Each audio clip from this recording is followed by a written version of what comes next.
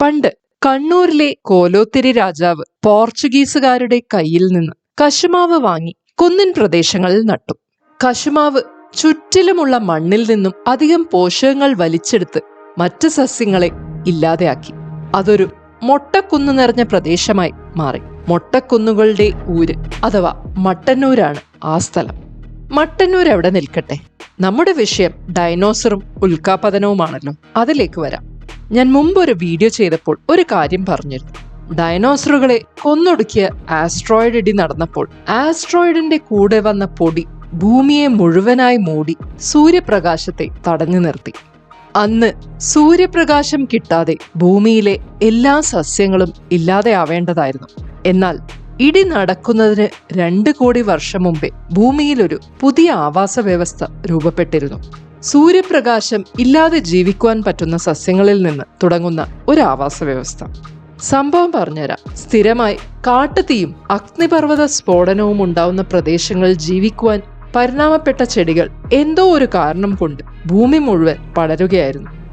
തുടർന്ന് പൂവിലെ തേൻ കഴിക്കുന്ന ഇൻസെക്ട്സ്, അതിനെ ഭക്ഷണമാക്കുന്ന സസ്തിനികൾ, അവയെ ഭക്ഷണമാക്കുന്ന ഡൈനോസർ പക്ഷികൾ, ഇവ എല്ലാം കൊണ്ട് ഉണ്ടായ പുതിയൊരു ആവാസ വ്യവസ്ഥ ഭൂമിയിൽ നിർമ്മിക്കപ്പെട്ടു.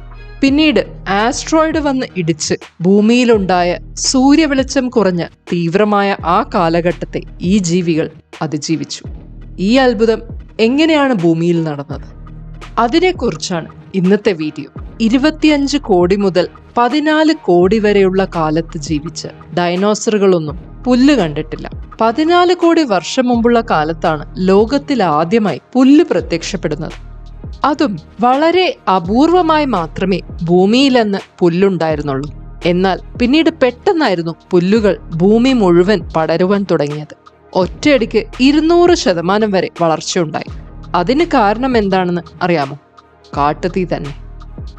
പുല്ല് പടർന്ന് പന്തലിച്ചുണങ്ങിയാൽ അതിലെ ഒന്നിന് എങ്ങനെയെങ്കിലും തീ പിടിച്ചാൽ അത് കാട്ടുതീയായി പടർന്ന് എല്ലാ വൃക്ഷങ്ങളെയും നശിപ്പിക്കും. താമസിയാതെ അവിടം പുല്ലുകൾ വളരുകയും ആധിപത്യം സ്ഥാപിക്കുകയും ചെയ്യും. ഇതാണ് പുല്ലുകളുടെ 200% വളർച്ചയുടെ കാരണം. പക്ഷേ ഒരു പ്രശ്നമുണ്ട്. ആൻജിയോസ്പേം ഫയർ സൈക്കിൾ എന്നൊരു സംഭവത്തെക്കുറിച്ച് കേട്ടിട്ടുണ്ടോ? നമ്മുടെ മുളയിൽ ചുള്ളിക്കൊമ്പ് നിറച്ച് ഉരച്ച് തീ ഉണ്ടാക്കുന്നത് കണ്ടിട്ടില്ലേ? മുളയും ഒരു പുല്ല് തന്നെയാണ്. മുള ഉൾപ്പെടെയുള്ള പുല്ലുകളിൽ അടങ്ങിയ ചില മിശ്രിതം തീ ഉണ്ടാക്കുന്നവയാണ്. അതുകൊണ്ട് ഇടിമിന്നൽ ഉണ്ടായാലോ അല്ലെങ്കിൽ ശക്തമായ കാറ്റ് വീശിയാലോ പുല്ലുകൾ പരസ്പരം ഉരഞ്ഞ് തീയുണ്ടാകും. ആ തീ കാട്ടുതീയായി പടർന്ന് സർവ്വതിനെയും നശിപ്പിക്കും, പുല്ലുകളെ ഒഴിച്ച്. കാട്ടുതീ അടങ്ങിയാൽ മണ്ണിന്റെ അടിയിൽ സേഫായി നിന്ന വേരിൽ നിന്നും പുതിയ പുല്ലുകൾ മുളച്ചു വരും. നിങ്ങൾക്ക് കാര്യം മനസ്സിലായില്ലേ?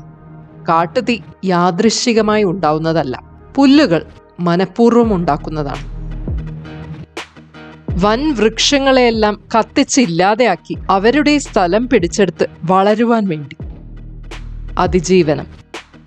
The angiosperm terrestrial revolution. 10 കോടി വർഷം മുമ്പുള്ള കാലം മുതൽ ആസ്ട്രോയിഡ് ഇടിക്കുന്ന 6 കോടി വർഷം മുമ്പുള്ള കാലം വരെ മറ്റ് വൃക്ഷങ്ങളെ ഇല്ലാതാക്കി അവിടെ പുല്ലുകൾ ആധിപത്യം സ്ഥാപിച്ചു.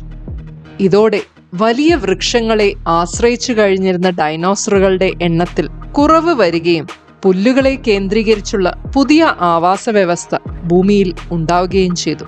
ഇങ്ങനെ കാട്ടുതീയിൽ നിന്നും രക്ഷപ്പെടാൻ ശീലിച്ച പുല്ലുകൾ ആസ്ട്രോയിഡ് ഇടി നടന്നപ്പോഴുണ്ടായ രൂക്ഷമായ അന്തരീക്ഷത്തിലും അതിജീവിച്ചു. കാട്ടുതീ ഉണ്ടാക്കി ലോകം പിടിച്ചെടുക്കുവാൻ പുറപ്പെട്ട പുല്ലുകളെ നേരിടുവാൻ ദക്ഷിണ അമേരിക്കയിൽ ഒരു മരം ജന്മമെടുത്തു. തന്റെ ചുറ്റിലുമുള്ള പോഷകങ്ങളെ വലിച്ചെടുത്ത് പുല്ലുകളെ പടരാൻ അനുവദിക്കാതെ തടഞ്ഞു നിർത്തുക.